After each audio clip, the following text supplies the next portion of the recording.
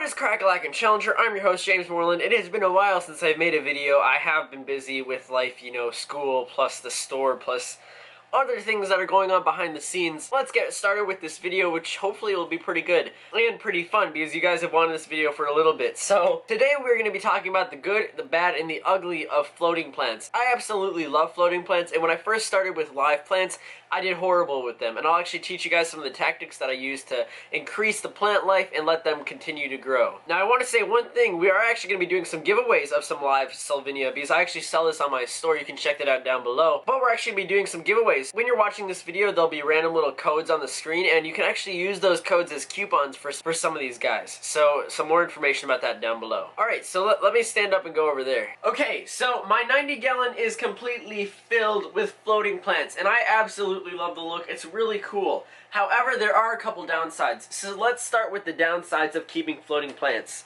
Now, one thing about floating plants is to keep them alive, you need to raise the water level above your filter. So there's not as much surface movement, and I'll explain that how to save them later.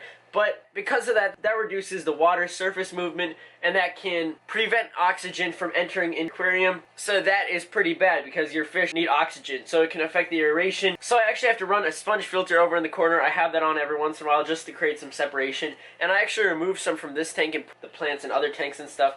But yeah. Can you see my hand? It's completely covered in plants, and you can see it messes it up. And if you have tools and stuff in here, your plants will get stuck to it. But once you remove your hand, or your siphon or anything you use for water changes, it's all stuck to you. And it's kind of hard to get off, and you have to like swat it off, and you obviously do not get all of it off. I get a lot of questions when people order it. And even when I got it the first time, a lot of people say it's dying. That's actually what happens when it starts in your tank. So there'll be a lot of browning. There's actually browning even in this tank. And that's not because the plant is dying. It's just growing new plant leaves. Oh my gosh. This is duckweed. Yeah, and yeah, duckweed is also a floating plant. I'm mainly talking about Salvinia. I also have red root floater and water lettuce and duckweed and Salvinia in this tank, but one of the main plants I actually have is Salvinia. And this plant is really adorable. It has little tiny hairs on top of it, and that prevents water from like having surface to be on, so that's pretty awesome. Now another downside is, as you can see, the light on this tank is not as bright as it used to be. That is because the light has to penetrate the water, but now when you have floating plants on top, that actually creates kind of like an umbrella effect. So it kind of covers the tank from getting light. So that could be a problem, especially if you have plants that require high light. So you'll probably actually need like 2 lights or something for a tank like this. Gladly, the plants that I have in here don't need that much light, and actually, as you can see, the plants are actually thriving, so that is really awesome. These plants are really easy to grow. They literally just grow out new leaves. So you'll see small little leaf things growing out, baby versions of the plant, and then they'll spread out and grow. It's really cool to see, and you'll notice it over a couple days. They grow really, really fast. Now, what I was explaining about tips, the tip that I have is raise your water line as much as you can. When you have a strong hang on the back filter like I have in my 20-gallon, the plants do not do that well because